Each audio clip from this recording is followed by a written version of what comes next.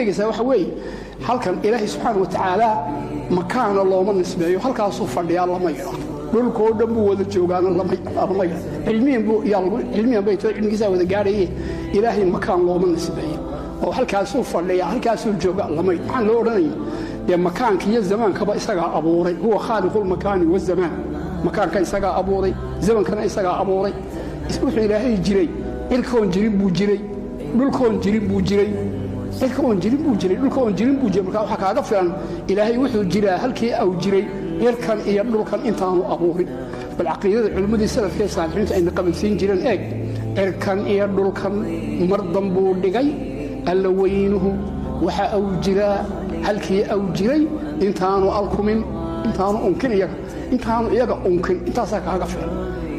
kaaga filan ilaahay nasraa jiritaankiisa inaad tidhaahdo aad rumayso jiritaankiisa waaxidnimadiisa sifaadkiisa waanahu mukhaalifun lilxawaadisi xawaadista inuu khilaafsan yahay waanahu qayuum inuu ku filan yahay kownka maamulkiisa cidna ilaahay waxaan uga baahnayn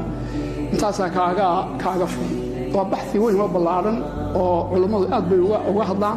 laakiin culimmadii hore anaga wax 700 wixii ka horreeyay khilaaf maya kun iyo 200 wixii ka horreeyay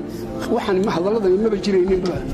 qof culimo oo laga sheegay way jiraan oo fi samada ku shay oran jiray laakiin caalamul islaami oo dhan qof mooyaane kullu intuu wax oran jiray ilaahay meel lagu sheegay ma la oran maayo halkaas uu fadhiya la oran maayo uu soo daadagaa kullu uu sii fuula samada kullu uu soo dhaanay war waxa ilaahay oran maayo laysa kamithlihi shay walam yakun lahu sifaatu makhluuqa ilaahay uu kan nazahaya kamaal dhamaantiina uu ku sifoobay naqsi dhamaantiina uu kan nazahaya